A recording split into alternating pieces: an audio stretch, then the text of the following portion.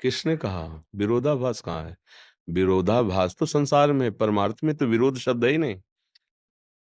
ज्ञान, भक्ति और कर्म, ये तो एक ही बात को कहा जा रहा है अनेक शब्दों में।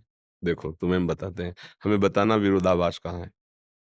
जब हम परमार्थ में चलने की बात सोचते हैं तो सबसे पहले हमें सत और असत का ज्ञान करना होता है। हमें क्या त्यागना है और क्या स्वीकार करना है, समझ रहे ना?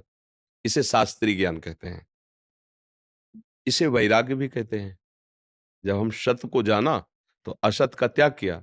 अब जिस सत को जाना, अब उस सत से हमें प्यार करना है, तन्मय होना है, उसमें स्थित होना है, उसी को भक्ति कहते हैं, उसी की उपासना करते हैं। उपासना वाणी से होती है, शरीर की चेष्टाओं से होती है, मन के संकल्प से होती है। अब जब उपासना करके सत वस्तु में हमारी स्थिति हो गई, तब हम ब्रह्म स्वरूप हो गए। ब्रह्मविद ब्रह्मैव भवति। भक्त स्वरूप में माया, ब्रह्म ये सब भूल गया, एक रहे हो नंदलाल। एक ही रहा, उधर ब्रह्म रहा, इधर ठाकुर जी के स्वरूप में हमने स्वीकार किया, तो माया नहीं, ब्रह्म नहीं, नहीं जीव नहीं काल, अपनी सुधिनारे एक रहे हो नंदलाल। मुझे तो कोई भी विरोधाभास नहीं नजर। आपको आया क्या नजर विरोधाभास? जैसे प्रभु जी, जैसे ज्ञान नहीं है और कर्म करे जा रहे हैं, जैसे ये पंखा चल रहा है, इसको ज्ञान नहीं है कि मैं क्या कर रहा हूँ, मतलब ये तो बस चल ही जा रहा है, ये इसको पता पंखा चल रहा है, तुम कर पंखा थोड़ी हो। तुम तो विवेकवान हो, इसमें विवेक है क्या? इसका उदाहरण मत दो, इसका उदाहरण उससे नहीं लगे, बेमतलब मूर्खता वाली बात नहीं। पंखा और तुम में अंतर है। पंखा एक जड़ वस्तु है जिसको हम चलाते हैं, बिजली के पावर से ऑन ऑफ हम करते हैं। तो तुम पंखा थोड़ी हो, तुम तो विवेकवान व्यक्ति हो। अब उदाहरण दीजिए जिसके द्वारा कर्म होता है, तुम्हें समझाएं? अंतःकरण चतुष्टय होता है, मन, बुद्धि, चित्त और अहंकार। बुद्धि का कार्य होता है निश्चय करना, मन का कार्य होता है मनन करना, चित्त का कार्य होता है चिंतन करना, अहंकार का कार्य होता है क्रिया को स्वीकार करना, कर्ता भोक्ता भाव। ये मूल आत्मा की बात कह रहे हैं, अभी ज्ञानी की बात नहीं कर रहे हैं।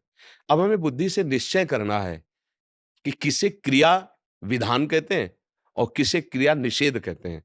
तस्मात् शास्त्रम प्रमाणम ते, कैसे जानोगे? तो सत्संग कीजिए, शास्त्र स्वाध्याय कीजिए, उससे पता चलेगा कि क्या कर्म करना चाहिए और क्या कर्म नहीं करना चाहिए। अब जब जान गए कि जो नहीं करना है उसका त्याग करना है और जो करना है उसकी उपासना करनी है, उसी में हमें अनुराग प्राप्त करना है, तो वही जो करना चाहिए उस कर्म को जब हम करते हैं तो हमारे अंदर का अहंकार निर्मल होता है।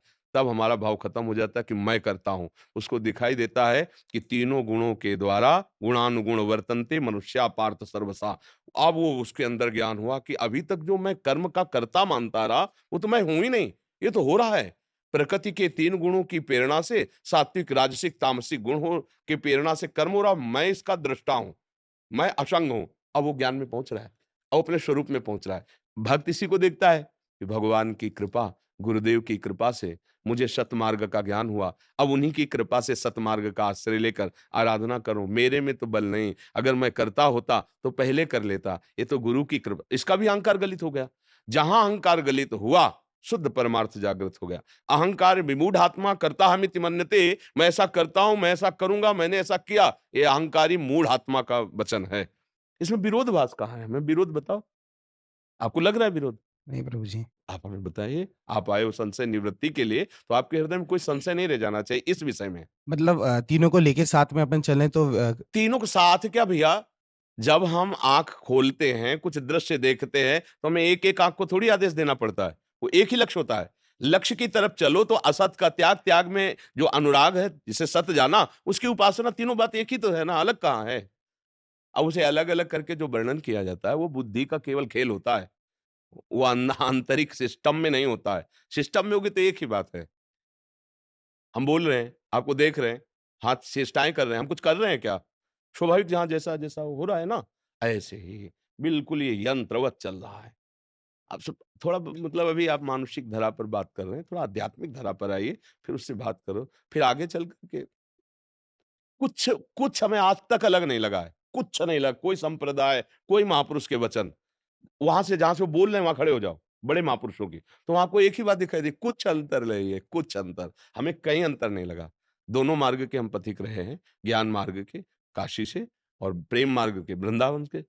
दोनों दिव्य अपनी चरम सीमा का, अगर ज्ञान का तो बोध स्वरूप समुद्र है काशी, विश्वनाथ भगवान का, और अगर प्रेम तो प्रेम समुद्र है वृंदावन। मुझे कहीं अलग नहीं लगा। आपको जब अलग लगे तो हमसे आके पूछ लेना। कि यहाँ अलग लग रहा है तो हम आपको बता देंगे। समझ में आ रहा है?